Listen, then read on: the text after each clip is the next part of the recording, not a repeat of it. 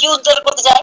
আসামি ও নির্দেশ দিয়েছে আসামি গ্রেফতার করো, এদের শাস্তি নির্ধারণ করো, কে কতটা শাস্তি পাবে, তাই না? না করলে আমার কিছু দেয় না, আমি আবার নতুন করে মামলা করে দিব, আমরা রাষ্ট্রকে দিব না, আমরা কবরের কাছে মরে যাবো, এভাবে বলতেছে মানুষ। বর্তমান প্রজন্মকে প্রায় 3 দশক পর কবর থেকে তোলা হবে চিত্রনায়ক সালমান শাহর লাশ। আদালতের নির্দেশে আবার হবে ময়নাতদন্ত। এতদিন যে সত্য মাটি চাপা পড়েছিল, এবার তাই উঠে আসবে সারা দুনিয়ার সামনে। মৃত্যুর প্রকৃত কারণ উদ্ঘাটনের জন্যে নির্বাহী ম্যাজিস্ট্রেট উপস্থিতিতে চিত্রনায়ক সালমান শাহর লাশ কবর থেকে উত্তোলনে অনুমতি দিয়েছে আদালত। সিলেট হযরত শাহজালাল রহমতুল্লাহ আলাইহি মাজার সংলগ্ন কবরস্থান থেকে সালমান শাহর মরদেহ উত্তোলন করা হবে।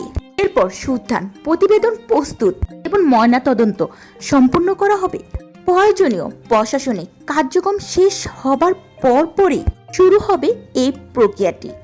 সালমান শাহর হত্যার মামলাটি কতবার যে প্রতিবেদন তৈরি হয়। প্রথমে 1993 সালে 6 সেপ্টেম্বর এই ঘটনা অপমৃত্যু মামলা করেন তার বাবা কমরউদ্দিন আহমেদ চৌধুরী। 1997 সালে 3 নভেম্বর আদালত চূড়ান্ত প্রতিবেদন দেয় সিআইডি, যেখানে সালমান শাহর মৃত্যু আত্মহত্যা বলে উল্লেখ করা হয়েছে। পরিবার সেটি মানেনি। লড়াই চলে দশকের পর দশক। দীর্ঘ 11 বছর পর 2014 সালে মামলাটি বিচার বিভাগে পাঠানো হয়। তাতেও হত্যা অভিযোগ নাকচ করা হয়। এরপর র্যাব তদন্ত শুরু করলো 2016 সালে। আদালত র্যাবকে তদন্ত বন্ধ করার নির্দেশ দেন। দায়িত্ব আসে পিবিআই। 4 বছর তদন্তের পর 2020 সালে 25 ফেব্রুয়ারি 54 জন সাক্ষীর জবানবন্দি বিশ্লেষণে তারা চূড়ান্ত প্রতিবেদন দেয়। হত্যার কোনো প্রমাণ মেলেনি, কিন্তু পরিবার দমেনি।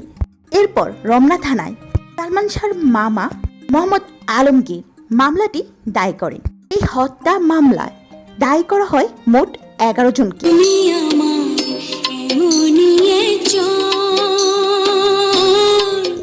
মাত্র 3.5 বছর ক্যারিয়ার, 28টি ছবি করেন তিনি, যার অধিকাংশই সুপারহিট। শাবনূরের সঙ্গে জুটি বেঁধে তিনি মাত্র 4 বছরে 14টি সিনেমা করেন, যা বাংলার সিনেমার ইতিহাসে এক আলাদা অধ্যায় হয়ে আছে।